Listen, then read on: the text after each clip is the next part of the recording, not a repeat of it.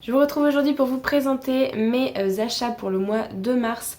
J'ai plusieurs romans que c'est uniquement de l'occasion. J'ai juste 2 romans poche que je me suis pris en achat neuf, plus 2 comics. Sinon, tout le reste c'est de l'occasion. Donc je vais commencer par vous présenter les 2 poches que je me suis pris en neuf. C'est le tome 13 et le tome 14 de La Roue du Temps de Robert Jordan, ce qui correspond au tome 7 en grand format. Je sais que le tome 8 va paraître au mois d'avril, donc voilà, c'était un peu le moment aussi de me dire bon, il faut que je lise le tome 7 pour pas trop être à la bourre. C'est vraiment par... je sais pas, il me faut le mood en fait pour lire un petit peu La Roue du Temps, et là l'envie était présente parce que j'avais très envie de me replonger dans cet univers. J'ai d'ailleurs sorti la préquelle, là je suis en train de lire la préquelle. Et ben voilà, je vais attendre d'abord de lire la préquelle avant de lire celui-là. Mais ça me tente vraiment beaucoup, j'ai envie de retourner dans cet univers et d'avancer tranquillement. Ensuite, j'ai 2 autres poches que je me suis achetées à ma bouquinerie. Alors, le premier livre de poche, c'est Les Fantômes d'Ombria de Patricia A. McKillip.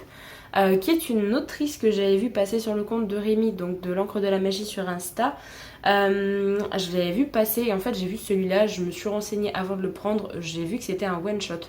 Je me suis dit que c'était sympathique pour découvrir un petit peu l'autrice, et par derrière j'ai vu qu'on allait suivre plusieurs personnages et qu'on nous parle d'une ville peuplée de fantômes, de Faye qui est une mystérieuse sorcière, et Mag qui est une ravissante créature au visage de cire. Donc voilà, j'en sais pas plus, c'est un one shot de fantasy, je me suis dit que voilà, j'allais me laisser tenter, surtout que je l'ai vu en occasion pour pas très cher. Il fait 320 pages, donc au moins ça me permettra de découvrir l'auteur. Et apparemment il y a eu le World Fantasy Award 2003, prix imaginé à l'étranger 2006. Donc voilà, je verrai bien ce que ça donne, ce sera la première fois que je lis du Patricia McKillip, donc j'ai plutôt hâte. Et l'autre livre poche que j'ai trouvé à ma bouquinerie, c'est Le Maître du Haut Château de Philippe Cadic.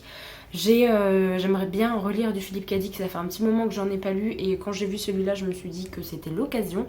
C'est un titre qui me fait un peu peur par rapport à cette thématique, vu qu'on va pas forcément parler de la Seconde Guerre mondiale, et que du coup je sais pas, j'ai peur que ce soit mal traité en fait à chaque fois. Là du coup on nous dit que... un homme vivant reclus dans son château, un écrivain de science-fiction serait l'auteur d'un ouvrage relatant la victoire des Alliés en 1945. Donc je pense que ça va être l'histoire qui va être remaniée un petit peu, donc j'ai plutôt hâte de lire ça, surtout que les romans de Philippe Cadic font une 300aine de pages à chaque fois, donc ça se lit quand même assez bien. Donc ce sera mon 3e de l'auteur, si je dis pas de bêtises. Donc voilà, j'ai plutôt hâte de continuer un petit peu à découvrir ce qu'il peut faire. Ensuite, j'ai trouvé 3 romans sur le site de Gilbert Joseph, donc je suis passée par Rakuten à chaque fois. Alors 2 romans de la même auteure, parce que ça fait très longtemps que j'avais envie de découvrir cet auteur. Là, les 3 romans que je vais vous présenter, ce ne sont pas des livres d'imaginaire, ça fait très longtemps que j'en avais pas acheté. Et quand j'ai vu qu'ils étaient vraiment pas très chers sur les sites d'occasion, je me suis dit que c'était le moment. Alors le premier, c'est Une étincelle de vie de Jodi Picoult, qui est du coup une auteure que j'avais très envie de découvrir. Il y a plein de ces titres qui me tentaient depuis pas mal de temps. Là, de tout ce que je me rappelle, c'est qu'on va suivre une prise d'otage dans un établissement de santé qui pratique les avortements. Donc j'ai plutôt hâte de voir ce que ça peut donner. Je sais qu'à chaque fois, il y a beaucoup de personnes qui disent que les romans de Jodi Picoult sont quand même très chargé de sentiments, donc j'ai un peu peur de lire ça, mais en même temps j'espère vraiment que ça va me plaire, parce que clairement ça fait très longtemps que j'ai pas lu un contemporain, donc je pense qu'il va pas trop tarder dans ma pile à lire. Et le deuxième titre de cet auteur que je me suis pris, c'est 1000 petits riens, donc toujours de Jodi Picoult. Il est juste arrivé un petit peu défoncé là, au niveau du dos, mais franchement ça va. Et au niveau de l'état général ça va. Là je ne sais plus de quoi ça parle. On me dit Rose est sage-femme depuis plus de 20 ans, c'est une employée modèle. Ah oui, c'est ça, c'est avec un couple de suprémacistes blancs qui vient pour l'accouchement de leur premier enfant. Et il me semble que l'accouchement va mal se passer, qu'en fait on va accuser justement la sage-femme de ce qui s'est passé, alors qu'elle n'y est apparemment pour rien. Enfin bref, je sais plus trop, mais j'ai entendu tellement de bons avis, mais par contre je ne pensais pas que c'était un pavé comme ça, il fait quasiment 600 pages. Donc voilà, j'aurai pas mal de temps de lecture. Mais c'est vraiment 2 titres de l'auteur qui me faisaient beaucoup envie. Il y en a d'autres qui sont sortis récemment et qui me tentent bien aussi. Mais je vais déjà me pencher sur les 2 titres là qui sont dans ma wishlist depuis mais tellement d'années. Donc enfin, je vais pouvoir découvrir du Jodi Picoult parce que ce sera la toute première fois. Et le dernier titre que je me suis pris du coup en occasion, c'est Au bonheur des filles de Elizabeth Gilbert, publié chez Calman Levy. Ça fait un petit moment que je louchais dessus parce que je l'avais vu passer en VO et j'avais vu de très bons avis sur ce titre. Et je me suis dit, mais punaise, ça me rappelle tellement Une vie comme les autres. Et du coup, je me suis dit, mais il faut que je tente. Parce qu'en fait, j'ai l'impression qu'on va suivre plusieurs femmes là qui habitent New York. Et en fait, je me suis dit, dans Une vie comme les autres, on suit plusieurs hommes dans la ville de New York. Et en fait, on les voit évoluer, on les voit grandir. Et je me suis dit, mais du coup, ça me rappelle trop cette histoire. Mais peut-être que ça n'a rien à voir. Mais j'ai entendu de bons avis. Et j'ai plutôt hâte de voir ce que ça peut donner, clairement. J'ai pas envie de relire la 4e de couve, je vous avoue. Donc, n'hésitez pas à aller voir si jamais ça vous intéresse et à aller lire le résumé. Il est pas très long, il fait 420 pages. Oh, bon bah la personne s'est arrêtée à la page 370 apparemment. Je ne sais pas pourquoi, il y a son petit marque-page. Mais j'ai super hâte. Vraiment la couve, je la trouve magnifique en plus, elle est toute douce. Donc j'ai plutôt hâte d'enfin lire ce titre. Parce que, alors je l'ai pas vu beaucoup passer sur les chaînes françaises. Je l'avais vu passer d'ailleurs sur une chaîne... je crois que c'est Cher Lecteur, si je dis pas de bêtises, je vous mettrai sa chaîne en barre d'infos si j'y pense, qu'il l'avait lu et qu'il l'avait montré justement dans ses livres favoris de 2020. Donc j'ai plutôt hâte de lire ça parce que clairement ça me tente vraiment beaucoup. Et le dernier titre que je me suis acheté en occasion, vous l'avez vu dans un des reading vlogs je crois parce que je vous l'avais montré, c'est le premier tome de la saga Chevauche Brume de Thibault Latil-Nicolas, donc aux éditions Nemos. Je sais qu'il s'est déjà sorti en poche le premier tome, mais je trouve la couverture dégueulasse. Donc j'ai pris le grand format qui me tentait vachement plus et je sais que le tome 2 et 3 sont dispo déjà maintenant. J'ai pas envie de relire le résumé parce que clairement j'ai envie de le lire très bientôt. C'est un tout court roman de 300 pages, donc pour un premier tome de fantasy, j'espère vraiment que ça va être bien fait et que ça va me donner envie de continuer un petit peu la suite. Je sais juste qu'on a une histoire de brume qui est un peu démoniaque ou je ne sais quoi, et il y a des personnes qui doivent combattre la brume dans cet univers. C'est à peu près tout ce que je sais et j'ai pas envie d'en savoir plus.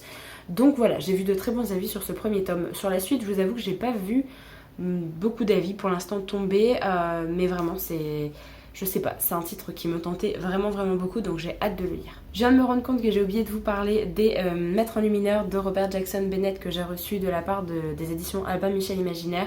En fait, je l'ai déjà mis de côté parce que je l'ai déjà lu et que je vais vous en parler dans une prochaine vidéo. Donc voilà, c'est un titre que je vais pas vous présenter plus que ça. C'est une sortie que j'attendais avec beaucoup d'impatience et j'ai vraiment adoré ce premier tome. Donc je vous en parle très vite. Et c'est le premier tome d'une trilogie. Le tome 2 est déjà dispo en VO, donc j'espère que la suite tardera pas trop. Du coup, je me suis dit ce mois-ci que j'allais enfin me prendre des suites de saga au niveau comics. Parce que clairement j'en avais marre de toujours acheter des premiers tomes de romans. Là j'en ai acheté que un seul ce mois-ci. J'ai acheté uniquement le premier tome de Chevauche Brume. Le reste c'est une suite de saga. Après ce ne sont que des one-shots. Donc c'est plutôt pas mal au niveau achat de romans. Et je vais essayer le mois prochain également de me concentrer sur des suites de sagas parce que j'ai envie d'avancer dans mes sagas et je ne le fais jamais. Je me laisse toujours emporter par des premiers tomes. Donc il faut que j'arrête un petit peu et que j'essaye de me motiver à n'acheter que des suites de sagas ou des one-shots. Comme ça j'en commence pas trop parce que là dans ma pile à lire j'ai un nombre incalculable de premiers tomes de saga, c'est complètement déconné. Sachant que si vous avez vu ma vidéo saga, vous savez à quel point j'ai déjà beaucoup de sagas en cours. Donc bref, pour revenir au niveau des comics, je me suis dit que j'allais me prendre 2 comics qui sont des suites de saga. Alors le premier, j'ai pris le 6e et dernier tome de la saga Harley Quinn que je possède déjà, qui est donc tiré par les cheveux de Amanda Conner, Jimmy Palmiotti et Chad Hardin. Donc c'est le dernier tome de la saga et en fait ça fait longtemps que j'ai lu les 5 premiers tomes et que du coup je me suis jamais pris le dernier tome. Je sais qu'il y a déjà Harley Quinn Rebirth également qui est déjà sorti, il y a également d'autres one-shots. Il y a d'ailleurs un one-shot sur Harley Quinn et Poison Ivy qui est sorti qui me tente beaucoup. Mais si vous ne le savez pas, que vous êtes nouveau sur cette chaîne, j'adore le personnage d'Harley Quinn. Donc j'aime beaucoup lire des histoires qui la concernent où elle apparaît un minimum dedans. Donc voilà, j'ai plutôt hâte de terminer enfin cette saga. Je ne sais pas encore si je vais lire les Rebirth tout de suite ou pas, ou si je vais me concentrer sur d'autres sagas que j'ai également envie de découvrir. Mais ça va faire du bien d'enfin terminer une saga de comics. Et l'autre tome que je me suis pris, c'est le tome 7 de la série Saga. Donc de Fiona Staples, Brian K. Vaughan, donc toujours chez Urban Comics, hein, les deux de toute façon. Donc là c'est pas le dernier tome de la saga parce qu'il y en a 9 en tout. Donc là ce sera le 7ème tome. J'ai déjà lu les 6 premiers tomes et pareil c'est une saga qui est une saga de science-fiction. On va suivre un couple qui font un peu partie de... Ça fait un peu Roméo et Juliette parce ils font partie de deux peuples différents et en fait ils ont eu un enfant ensemble. Ils vont devoir se cacher des membres de leur propre peuple en fait qui vont les pourchasser un petit peu. Donc voilà, j'ai plutôt hâte d'enfin continuer cette saga. Il me manque le 7, 8, 9, donc ce serait dommage d'arrêter maintenant parce que vraiment c'est une saga de science-fiction que j'adore. Donc voilà pour mes achats pour le mois de mars. Je trouve que globalement j'ai été assez raisonnable parce que j'ai acheté uniquement ceux-là en neuf et les comics. Après tout le reste des romans c'est de l'occasion et j'ai vraiment eu les occasions pour pas très cher. Donc je suis plutôt fière de moi et je vais vraiment essayer, comme je vous l'ai dit, de me concentrer sur mes suites de saga pour les prochains achats des prochains mois. Donc voilà, n'hésitez pas à me dire un petit peu ce que vous êtes pris durant le mois de mars. Est-ce que vous avez beaucoup craqué ou pas? Voilà, j'espère que la vidéo vous a plu et que ça a pu vous faire découvrir des titres. Sur ce, moi je vous retrouve très bientôt pour une prochaine vidéo. Donc en attendant, prenez soin de vous.